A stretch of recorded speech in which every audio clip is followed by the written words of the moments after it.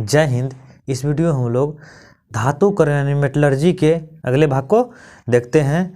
इससे पहले हम लोग गालक, प्रगालन, ये सब चीज़ के बारे में हम लोग पढ़ चुके हैं। अब आइए यहाँ से देखते हैं कि सोडियम धातु का निष्कर्षण यानी कि सोडियम धातु कैसे प्राप्त किया जाता है। उसके बाद देखेंगे जिंक धातु।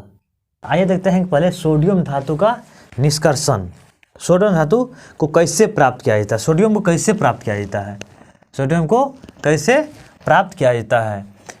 सोडियम की जो परमाणु संख्या होती है वो 11 होती है। सोडियम की परमाणु संख्या कितनी होती है? 11 होती है। इसका संकेत जो सिंबल जो होता है Na होता है। सिंबल क्या होता है? Na होता है। और सोडियम को जो प्राप्त किया जाता है उस प्रोसेस को, उस विधि को डाउन विधि यानी डाउन प्रोसेस कहा जाता है। सोडियम को प्राप्त करने की विधि को डाउन प्रोसेस यानी डाउन विधि कहा जाता है। इसका जो मेन अयस्क होते हैं वो साल्ट पीटर होते हैं। क्या होते हैं? Salt Peter. तो आइए देखते हैं इसका कि इसको प्राप्त कैसे किया जाता है।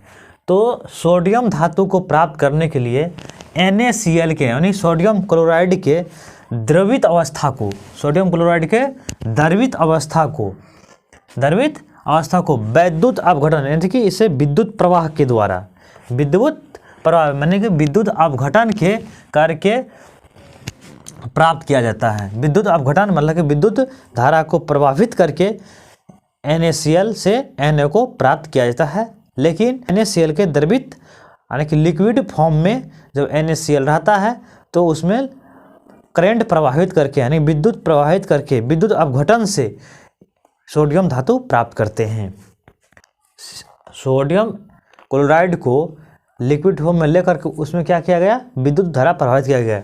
तो ये क्या होता है? ये अपने अपने आयनों में विभक्त हो गया, Na+ और Cl- में, Na+ और Cl- में। तो Na+, तो Na जो है Na+E-, तो ये एक इलेक्ट्रॉन इसको कमी था, एक इलेक्ट्रॉन इसको यहाँ से मिल गया।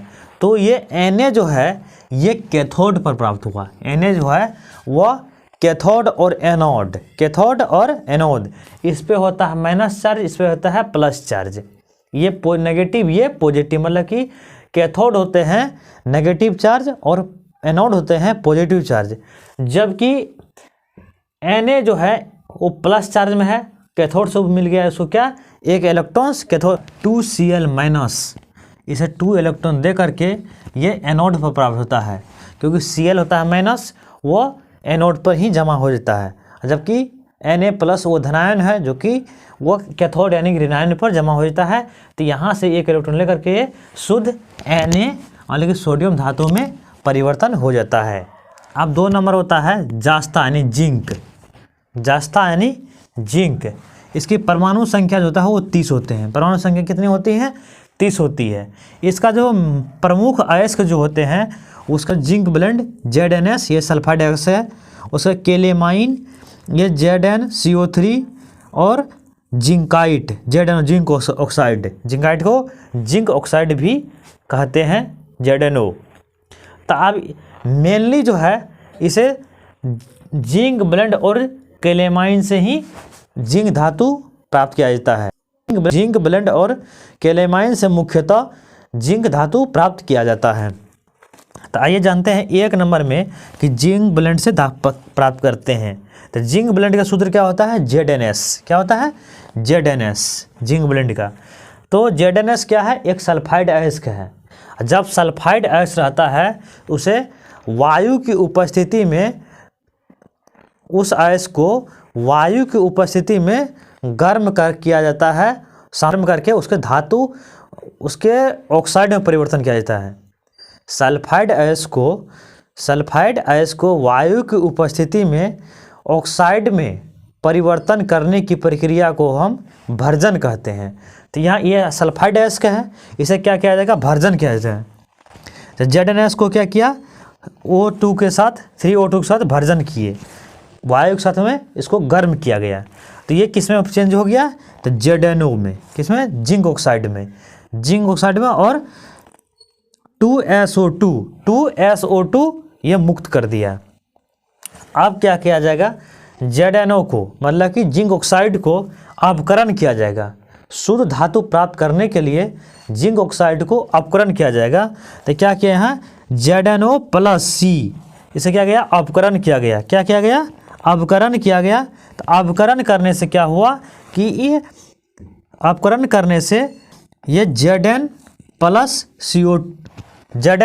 CO, जैसे C के साथ इसको अपकरण कराया गया, C के साथ अपकरण कराया गया तो ये क्या किया Zn मुक्त हो गया, मुक्त अवस्था में आ गया शुद्ध अवस्था में, और CO कार्बन मोनोऑक्साइड ये मुक्त हो गए। 2 नंबर में आता है कि केलेमाइन से कैसे किया जाता है। केलेमाइन सूत्र क्या होता है ZnCO3। तो अब ये तो सल्फाइड डाइऑक्साइड है नहीं, इसे क्या कहें निस्तापित किया जाएगा, निस्तापन किया जाएगा। निस्तापन क्या होता है कि यह वायु की अनुपस्थिति में धातु के अयस्क को गर्म करके उसके ऑक्साइड में परिवर्तन किया जाता है। मतलब कि वायु की अनुपस्थिति में, वायु की एब्सेंट में, एयर के एब्सेंट में मतलब इसको धातु अयस्क को गर्म किया जाता है, उसे क्या कहते हैं निस्तापन। तो ये तो ZnCO3, तो ZnCO3 यानी कि केलेमाइन सल्फाइड डाइऑक्साइड तो नहीं है, तो इसलिए इसे क्या किया जाएगा निस्तापित किया जाएगा। तो निस्तापित करके इसे क्या है जिंक ऑक्साइड में परिवर्तन किया गया। निस्तापित करके जिंक ऑक्साइड में प्लस CO2 कार्बन डाइऑक्साइड मुक्त हुआ। जैसे इसको निस्तापित किया गया तो ये zinc oxide plus carbon dioxide में ये परिवर्तन हो गया। अब क्या किया जाएगा, अब अपकरण किया जाएगा। शुद्ध जिंक धातु प्राप्त करने के लिए, शुद्ध जिंक धातु को प्राप्त करने के लिए इस ZnO को जैसे यहाँ पर अपकरण कराया गया था, जैसे जिंक ब्लेंड में शुद्ध जिंक धातु को प्राप्त करने के लिए कार्बन के साथ अपकरण कराया गया था, वैसे अब यहाँ हमको प्राप्त हुआ था, यहाँ से प्राप्त हुआ था जिंक ऑक्साइड, अब ये तो शुद्ध धातु है नहीं, ये जिंक ऑक्साइड के रूप में है, हमें चाहिए शुद्ध जिंक धातु। अब इसे क्या किया जाएगा, इसे अपकरण कराया जाएगा। तो शुद्ध जिंक धातु प्राप्त करने के लिए ZnO को C के साथ अपकरण कराने से शुद्ध जिंक प्राप्त होता है, तो यहाँ ZnO प्लस C इसे कराया गया अपकरण कराने से शुद्ध जिंक धातु प्राप्त हुआ और साथ में CO कार्बन मोनोऑक्साइड ये मुक्त हुआ।